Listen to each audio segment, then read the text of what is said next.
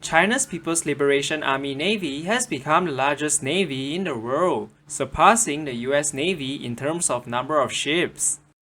The PLA Navy has more than 730 ships, of which about 360 are combatants, ranging from destroyers, submarines, to patrol boats.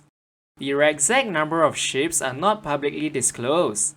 In comparison, the US Navy only has about 470 ships in total, of which about 290 are combatants. However, as seen in Russia's invasion of Ukraine, the size of a military force has little to do with the proficiency and capabilities of the force. For starters, the PLA Navy is composed of 5 branches. The surface force comprises most of the warships, aircraft carriers, destroyers, corvettes, and so on. The submarine force, as the name suggests, consists of various submarines. The Coastal Defense Force is equipped with land-based anti-ship missile systems. The Marine Corps is a naval infantry force. And lastly, the Naval Air Force operates various aircraft to support naval operations. Although the Chinese Navy has more warships, their ships are on average smaller in size. For instance, the median US warship is the Arleigh Burke-class destroyer, which has a displacement of about 9,700 tons. Whereas the median Chinese warship is the Type 054 frigate with a displacement of about 4,000 tons. This is because the Chinese Navy still operates a significant number of smaller patrol crafts, such as the Type 22. In total, the US Navy weighs 4.6 million tons, whereas the Chinese Navy is about 2 million tons. Generally, larger warships has the capability to carry more weaponry, such as missiles, torpedoes, and so on, as well as the ability to absorb damage better than smaller ships. For example, if you are a destroyer, 1 or 2 anti-ship missiles might not sink you. But if you are a small patrol vessel, 1 missile would probably sink you. More than a decade ago, China does not have any aircraft carriers. Today, China operates 3 aircraft carriers, with the first aircraft carrier Liaoning entering service in 2012. In fact, the Liaoning was a refurbished ex-Soviet Kuznetsov-class carrier from Ukraine. In comparison, the US Navy has been operating aircraft carriers even before World War II, and now operates 11 nuclear-powered aircraft carriers. In contrast, none of China's aircraft carriers are nuclear-powered. Instead, they are conventionally powered and have limited range. As reported by Hong Kong media, Chinese aircraft carriers, being conventionally powered, need 48 hours to boil the water for their steam turbines before launch. Anyway, China's Type 003 Fujian tries to imitate the US Navy via the electromagnetic catapults to launch their aircraft. For the US Navy's EMALS, each launch consumes about 100 megawatts of electricity, which could power about 20,000 American homes. The Chinese aircraft carrier being conventionally powered essentially means that the carrier has to constantly refuel, putting a strain on naval logistics. Therefore, the Chinese carrier cannot operate independently without any accompanying resupply ships. US aircraft carriers, being nuclear powered, basically has unlimited power.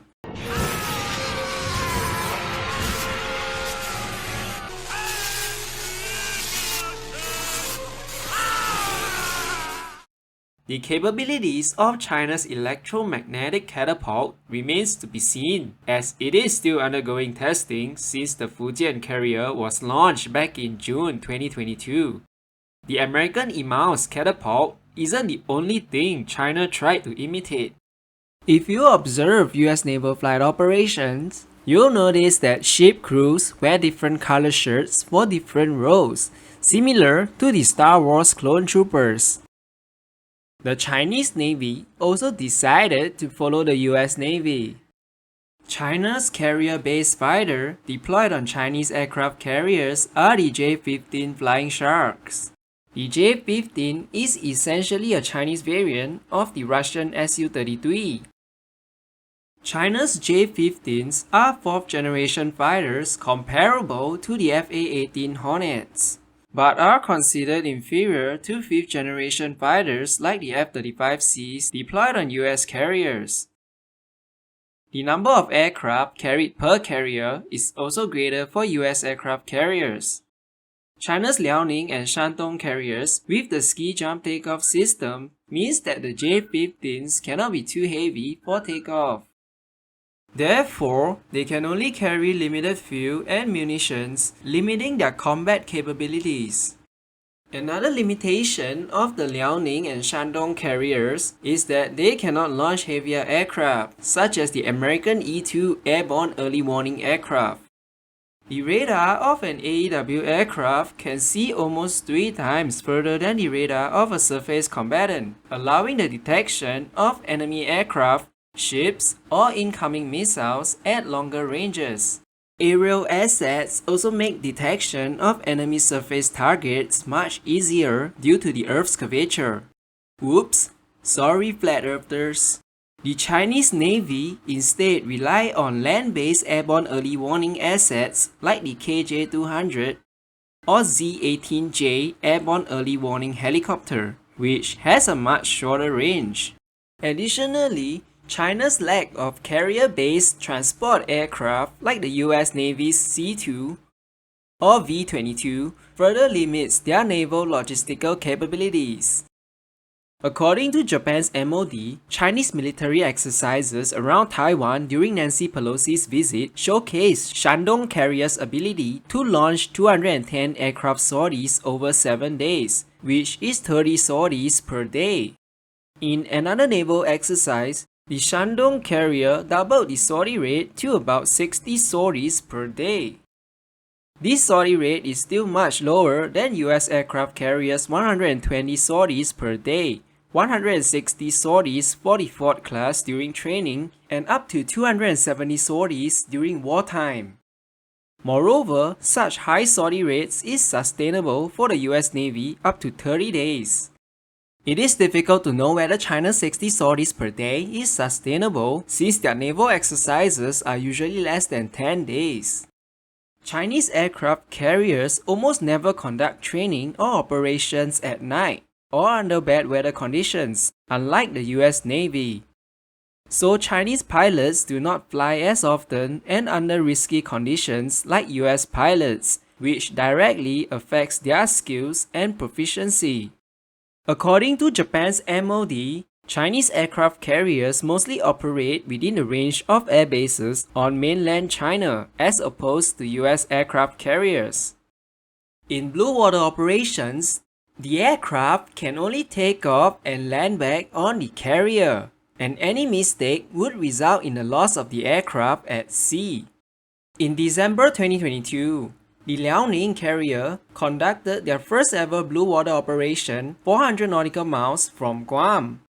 However, not only are Chinese flight operations of low intensity, the J-15s would also fly with minimal missiles and maximum fuel to reduce the overall risk. Even while flying under safe conditions, there are at least 4 known J-15 crashes since 2016. The US Navy has a well-established preventive and corrective maintenance, inspection, and repair system in place. For instance, by analyzing oil samples, US naval engineers can detect potential engine problems even before the engine fails. It is unknown whether the Chinese Navy has such sophisticated maintenance and inspection routine. And given that Chinese carrier, which is the flagship of the Chinese Navy, had suffered electrical failure before, I don't really think so. Furthermore, China's purge of its top military leadership, including Defense Minister Li Shangfu, shows that the Chinese military has a corruption problem or loyalty issues. We will be seeing some interesting words called serious violation of party discipline and the law, Right. which usually it just translates into corruption. And given that China stopped publishing their military anti-corruption data since 2017, the corruption is probably worse than you think, and also directly affects the quality of their military equipment.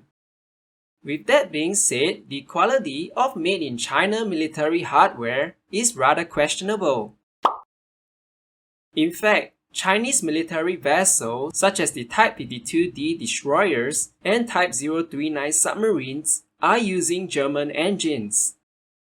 And because Germany did not approve the sale of their engines in a submarine deal, Thailand's navy has decided not to buy submarines with Chinese engines.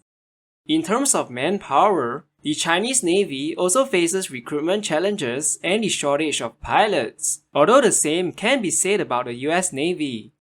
As China is currently having an economic slowdown, future military projects ranging from the Type 004 aircraft carrier to the Type 096 nuclear submarine would certainly face financial and developmental challenges, because Chinese civil servants are already facing pay cuts.